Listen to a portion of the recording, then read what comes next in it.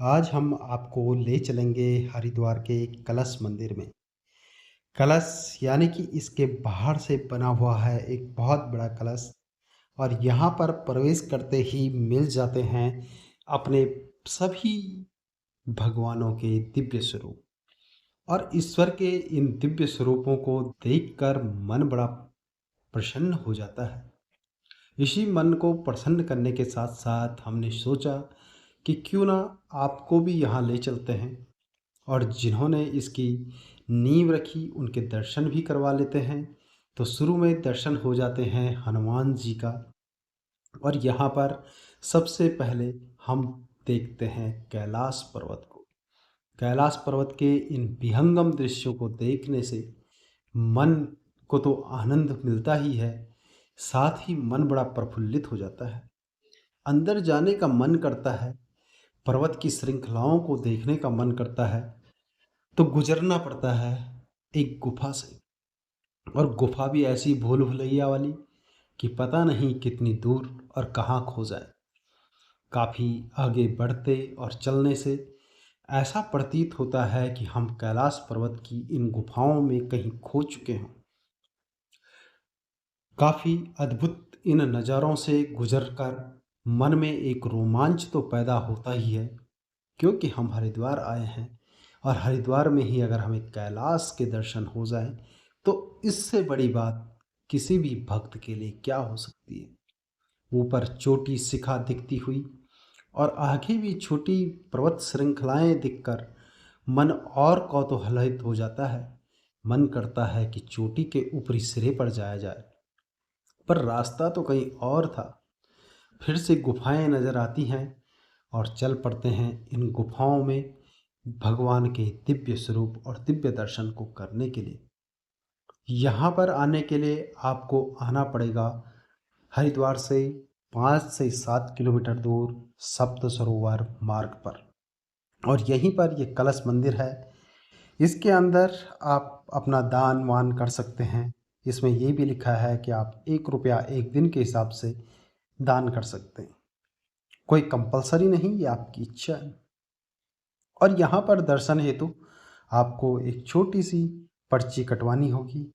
साथ ही आप अगर मोबाइल लाना चाहें तो यहाँ पे मोबाइल अलाउ नहीं है, उसके लिए भी आपको एक पर्ची कटवानी पड़ेगी। उसके बाद आप बेधड़क भगवान के दिव्य स्वरूपों के दर्शन भी कर सकते हैं और उन्हें यादों के साथ अपने साथ भी ले चलते हैं। अंदर जाने पर सबसे पहले दर्शन हो जाते हैं माता के उन स्वरूपों का जिनमें माता ने राक्षसों का, दुष्टों का संहार किया। जय माता दी।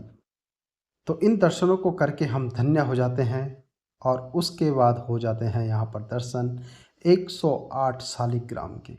108 शालिग्राम के एक साथ दर्शन करना अपने आप में बहुत महत्वपूर्ण और बहुत ही दिव्य है। इन दिव्य स्वरूपों के दर्शन करके आगे बढ़ेंगे तो कुछ अद्भुत झांकियाँ मिलती है, और उन अद्भुत झांकियों के लिए जो रास्ता निकलता है वो रास्ता अपने आप में बड़ा अलौकिक है, बड़ा दिव्य है। तो इस अलौकिक और दिव्य रास्ते को देखकर तो ऐसा लगता है जैसे कि हम पहाड़ पठारों में न जाने कहाँ खो चुके हों। और यहाँ पर बहुत अच्छी अच्छी बातें भी लिखी गई है जिनको मनुष्य जीवन में ज़रूर लाना चाहिए। आगे बढ़ते हैं तो कदम नीचे की तरफ निकलते हैं और लेफ़्ट साइड में जाते हैं तो बहुत सुंदर सुंदर और प्यारी प्यारी झांकियाँ यहाँ पर मिल जाती हैं। यहाँ पर गजेंद्र मोक्ष नारायण, राजा हरिश्चंद्र का सत्यपालन, तारावती का अंतिम वस्त्र, इस तरह की झांकियाँ अद्भुत दृश्यों को दर्शाया गया है। बहुत ही सुंदर सुंदर तरीके से इन दृश्यों को यहाँ पर दिखाया गया है। इन झांकियों को देखकर बिल्कुल मन कौतूहलित हो ही जाता है। साथ में यहाँ की एक और विशेषता है कि यहाँ पर जब जाते हैं तो यहाँ पर प्राणियों के, एनिमल्स जो हैं, जंतुओं के बारे में भी बहुत कुछ बताया गया है। यानी कि इनके बारे में भी बहुत बेहतर बातें लिखी गई हैं और इनकी रक्षा हेतु भी बातें की गई है। तो हम सिर्फ मनुष्य मात्र में ही नहीं बल्कि जितना भी प्राणी मात्र है उसके प्रति अपनी संवेदनाओं को बताएं, अपनी संवेदना रखें, ये बहुत अच्छी बात लगी। सूरदास के बाल सखा के रूप में जो भी थे उन सबको यहाँ पर कहा गया है। कान्हा का जो मुंह खोल है, जब उन्होंने मुंह खुलवाया था तो सारी धरती दिख गई थी, सारा ब्रह्मांड दिख गया था उनके उसमें। और कृष्ण सुदामा के मिलन का अद्भुत प्रतीकात्मक यहाँ पर बना रखा है। पशु पक्षी भी इस वसुंधरा के श्रृंगार हैं, जैसे मैंने पहले कहा।